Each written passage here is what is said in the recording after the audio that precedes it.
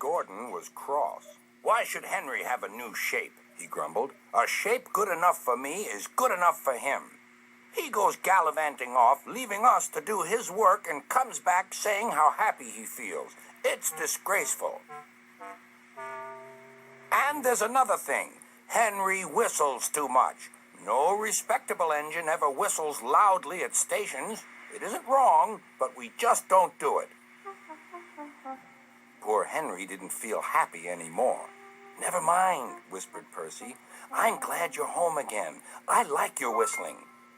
"Goodbye, Henry," called Gordon. "We're glad to have you with us again, but remember what I said."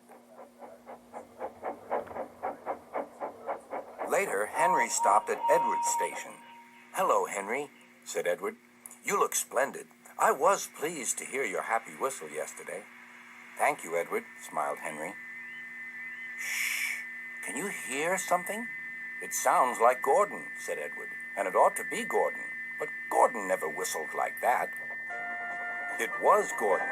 He came rushing down the hill at a tremendous rate. He didn't look at Henry, and he didn't look at Edward. He screamed straight through the station and disappeared.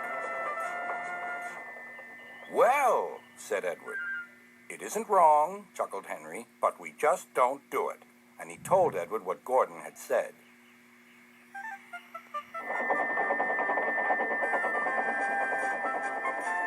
Meanwhile, Gordon screeched along the line. The noise was awful.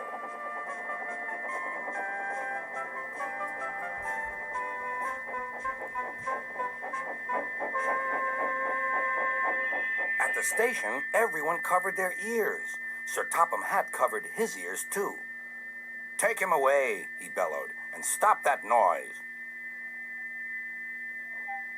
Gordon puffed sadly away, but he wouldn't stop whistling until two fitters climbed up and knocked his whistle valve in place. That night, Gordon slunk into the shed. He was glad it was empty. "It isn't wrong," murmured Henry to no one in particular, "but we just don't do it." No one mentioned whistles. Next morning, Henry was enjoying himself enormously. "I feel so well, I feel so well," he sang. "Trickety-trock, trickety-trock," hummed his coaches. Then he saw some boys on a bridge. "Beep, beep, hello," he whistled. "Oh," he called. The boys didn't wave and take his number. They thought it fun to drop stones on him instead. "They've broken our glass! They've broken our glass!" cried the coaches. The passengers weren't hurt, but they were cross. "Call the police." "No," said the driver. "Leave it to Henry and me." "What will you do?" they asked. "Can you keep a secret?" "Yes, yes." "Well then," said the driver, "Henry is going to sneeze at those boys."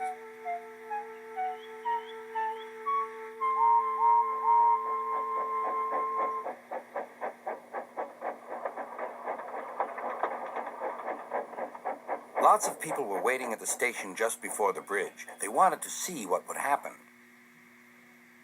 "Henry has plenty of ashes," said the driver. "Please keep all windows shut till we've passed the bridge.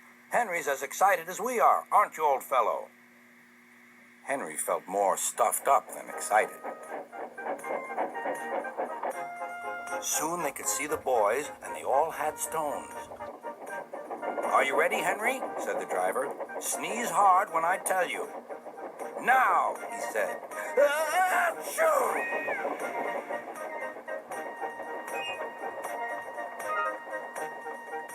"Well done, Henry," laughed his driver. Henry went home, hoping that next time he saw Gordon and the boys, they would have learned not to be so mean.